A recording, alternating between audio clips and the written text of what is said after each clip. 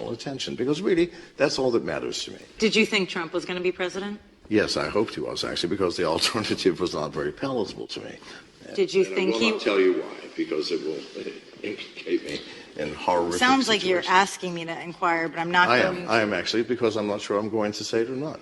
Well, it sounds like you're egging me on to ask you. I want to respect your privacy. I am actually, because I'm not sure I will say it. I've never said it ever. Well, if you Not in 6 years since I left police have I ever stated why. Do you want to? Absolutely. Okay, well then you're welcome. Okay, so when I went on the run in Belize, I had friends in the U.S. Embassy in Belize. I knew what was coming down. I'm not stupid. I had arranged with the head of security. I was going to come in. He said, "Sir, we have it from the highest authority. We are not to allow you entry into the U.S. Embassy." Understand me. Who was the highest authority of the State Department? Hillary Clinton. I'm an American citizen with a American passport. I'm sorry. I'm not wanted in America. I've got no crimes in America. Is it not a reason to say, I don't think I'm going to vote for you? And yet you're here now. For a month and a half, I was on the run. The reason that the government wanted to collect me was that after they had raided my property in 2012 in the jungle, shot my dog, abused me, destroyed $500,000 worth of my property over a bogus charge, I was pissed off. And so I donated to many secretaries within the government laptop computers, really nice ones, that were preloaded with viral spyware. Within a week, the entire government computer system was under my control. I was watching, monitoring, listening. I was looking for information that they had set me up for that raid. I didn't find that. I did find out that the Minister of National Defense was the largest drug trafficker in all of Central America. And the Minister of Immigration, the largest human trafficker. We don't want to get killed by them either, so we're probably not going to share that. That's fine. Hello, everybody. Today is Monday, January 5th. My name is Miloš Krajčnik. This is Canuck News. I thought that short clip, I know it doesn't really have anything to do with Canada, but I thought that short clip of John McAfee talking about his own little spyware operation that he ran on the U.S. government was quite relevant for this story regarding Maduro, and everybody's really losing their shit around what's going on in Venezuela. But I think obviously there has to be a wider story to this, right? And I don't think that this is ever about oil. Everybody's making this about oil, but why did the U.S. really take down Maduro? And what's Canada, official Ottawa, afraid to say? And let's really be honest about what happened in Venezuela, because this oil narrative, I think, is just a distraction. I think it's just bogus. I think it's just the easiest thing to blame. The easiest thing to say is, it's all about oil. All the U.S. cares about is oil. It's not enough that the U.S. is in the top 10 nations in the world for known oil reserves, and Canada's like second in the world, right? That's not enough. We need more oil. Right, okay. But I don't think the U.S., the United States, removed Nicolas Maduro over ideology, diplomacy, and the resources either. Washington says it acted because Venezuela had to become a criminal state run by a man accused of turning an entire country into a pipeline for narcotics, corruption, and instability that were flowing directly into the United States. I think that's a good reason to go in and do what you do. Because the U.S. over the last 15 years Canada has had a similar problem too with drugs. They've had a systematic problem with overdoses just drastically increasing. And for that matter, how this could affect Canada in a sense is also the U.S. has actually pointed out that the cartels are now going through Canada instead of through Mexico to ship these same drugs into the U.S. So what does this actually imply from a wider picture, right? For Canada. And honestly, I think Canada's response has been too polite, and it's been very cautious and mostly rhetorical. And honestly, I think that should just really be worrying people. I'm going to get into this, get into the article real quick a little. It goes, Prime Minister Mark Carney is hailing the ouster of Nicolas Maduro as president of Venezuela, but says international law and the democratic will of the Venezuelan people must be respected in next steps for the embattled South American nation. Mr. Carney issued a statement on social media Saturday night, hours after U.S. President Donald Trump detailed a military operation that saw American forces capture Mr. Maduro and his wife to face drug trafficking charges in New York. The Prime Minister's statement did not directly comment on Mr. Trump's assertion that the U.S. government will run Venezuela and that American companies will take over its oil infrastructure. In keeping with our long-standing commitment to upholding the rule of law, sovereignty, and human rights, Canada calls on all parties to respect international law, Mr. Carney said in a posting on X that marked his first comments on the situation. We stand by the Venezuelan people's sovereign right to decide and build their own future in a peaceful and democratic society. And then says, just to continue, the Canadian government therefore welcomes the opportunity for freedom, democracy, peace, and prosperity of the Venezuelan people. Okay, cool. Nicolas Maduro has been known for stealing the election. He quite literally locked the doors for the citizens to actually go and vote, right? So people weren't actually allowed to vote in the election in 2018 when he won. That's how he actually came to power. So how can you instill, and there you go, he even calls it an illegitimate regime. Mr. Carney said Canada had not respected the illegitimate regime of Mr. Maduro since it stole it in the 2018 election. So how can you run a fair and free election if you don't have a way to implement free and fair elections within a nation? The only way you can do it is if you get rid of the dictator, you implement a puppet president or a high chancellor of some sort to actually govern that state. You have to therefore also boost its economy so the people that have lived like shit for so long actually understand what the value is of, siding with the US, because they don't know what the value is of siding with the US or with the West in general. They've lived like shit. But they have the most oil in the world. And they could very easily live, I don't know, like Saudi Arabia, like the UAE. All of these countries, these oil-rich countries, have become insanely wealthy in a relatively short period of time because of oil reserves. And I'm just gonna scroll down here because they have Pierre Poilievre's comment as well. So I think that's kind of I want to say that looks to me to be more of the future for Venezuela than anything else, because what else is going to happen when the U.S. companies come? I think that a wealthy Venezuela, oil-rich, wealthy, obviously it's going to be run by some form of U.S. Puppet.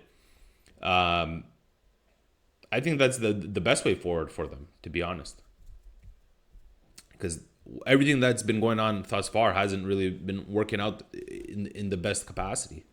And so, according to these U.S. indictments, Nicolas Maduro is accused of leading or enabling what's known as the Cartel of the Suns, which is a network involving senior Venezuelan military and political figures. Okay, the allegation is very specific.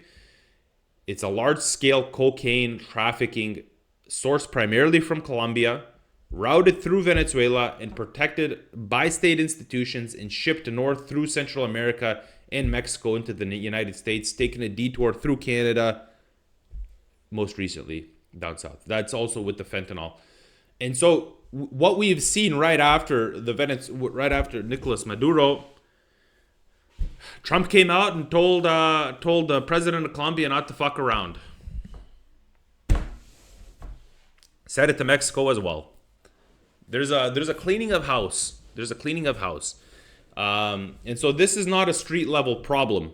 This is accused state-backed drug trafficking, guys, that fuels cartel violence, obviously domestic addiction, and tens of thousands of overdose deaths that the U.S. is trying to deal with.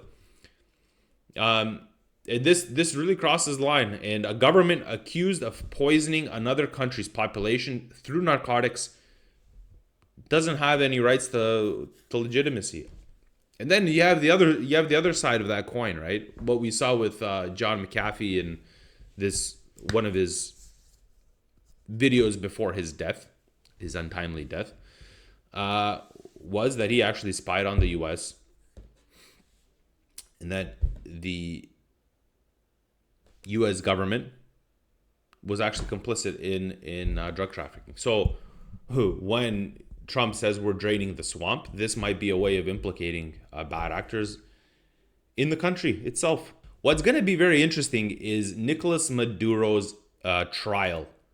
If they televise it, that's going to be very interesting, because then we're gonna have straight from the source how everything was being done. And this is the main crux of it. The other crux of it is that, and there's been no official U.S. statement, but there's been information surfacing that there were Dominion voting machines in Venezuela that helped. The accusation is that they helped steal the U.S. election in 2020. So if that's also on top of all of this drug trafficking, this is fucking serious, guys. This isn't you're just a willy-nilly operation, right? And Canada's already stated that Maduro stole Venezuela's elections and ruled illegitimately. And that really matters more than people realize. And so once you accept that a regime seized power unlawfully, you're no longer dealing with sovereignty in the traditional sense. You're dealing with an organization that controls a territory. It's not a legitimate government accountable to its people. And so at that point, pretending this is just a foreign policy disagreement, that's very dishonest. Especially if that same government helped steal the election of the U.S. in 2020. I'm not saying this is what happened. I'm saying this is what the allegations are. That there were Dominion voting machines in Venezuela, and then there were also Dominion voting machines in Belgrade, Serbia. I'm actually quite curious to see what's going to happen with Belgrade, because from what this is a little minor digression, the president of Serbia is shitting his pants right now after the abduction, essentially, and capture of Nicolas Maduro. But this is kind of where I see things going, right? So sovereignty, this isn't a shield for criminal regimes. International law does not exist to protect narco states that hollow out institutions, export drugs, and then destabilize entire regions. And this is basically what Venezuela has been doing. And so if a state uses its borders, military and political system to aid criminal activity that directly harms another country's population, that is no longer passive misconduct, guys. This is hostile behavior. And the uncomfortable reality is this: modern warfare doesn't always arrive with tanks. Sometimes it arrives through fentanyl pipelines, cartel logistics, and corrupted institutions. And kind of where I see this affecting Canadians, right, is Canada cannot pretend this is none of its business. Sorry. Drug trafficking does not respect borders. Regional instability does not stay regional. And criminal states don't collapse quietly, they spill outward. And we've already heard Trump in one of his first days say that the fentanyl is not coming through Mexico anymore, it's coming through Canada. They're shipping it up to the port of Vancouver and they're shipping it down. Okay? So Canada, according to Trump, is inadvertently complicit. So Canada already hosts, and we already host tens of thousands of Venezuelan refugees. And I'm sure they left Venezuela for, legitimate reasons. I'm sure that Venezuela is not the greatest place to live. Canada already absorbs the downstream effects of instability in the U.S. Of course it does. Of course, we're attached to the hip to the U.S., whether we like it or not, guys. We can want to move outward and find new trade partners, and we should find new trade partners just because it's common fucking sense. But we're still, either way, we're still going to be attached to the hip to the U.S. And Canada already acknowledged that Maduro was illegitimate. So the question becomes unavoidable. If we agree on the diagnosis, why is Canada limiting itself to commentary only? Why hasn't Canada stepped up and said, you know what, Trump, we're going to find these narco cartels that are shipping fentanyl into the U.S. and into Canada, obviously, as well, because Canada does have a fentanyl problem. I know people that have gone through that problem. Very dear people to me. We're going to do everything we can to get rid of this fentanyl problem that is affecting the U.S. as well as Canada. We're going to fucking do it with you, hand in hand. And I can guarantee you, if we had a serious action around solving the fentanyl issue, solving this drug trafficking issue that the U.S. president is so passionate about, that the tariff problem would be much smaller than it is. I can guarantee you. And so the rhetoric comes is Canada just commenting, or are we doing enough, right? And right now, it seems to me that Canada is doing what it often does in moments like this. All we do is we issue statements, or Ottawa does, at least our politicians. They issue statements, they urge restraint, and they emphasize international law while avoiding actual hard decisions. We haven't heard any clear Canadian strategy for a post-Maduro Venezuela. We haven't heard any Canadian strategy ever for a Maduro Venezuela. Commentary is not policy. All we've been hearing through the Liberal government is constant policy, just commentary on policy. Statements don't translate into strategy, guys. And to really close this story off for you, this isn't about like cheering on regime change. It's not about defending American power either. It's about recognizing a hard truth. This is what I see. When governments become criminal enterprises, neutrality stops. Neutrality stops. And it stops being moral and starts becoming complicit. And Canada needs to decide whether it wants to be a serious country in a dangerous world or a bystander issuing well-worded statements while others shape reality. Guys, the cost of pretending criminal states are just misunderstood governments always arrives later, and it arrives higher than anyone expects. That's all I have for you guys today. Please tell me what you guys think in the comments below. Like, share, and subscribe.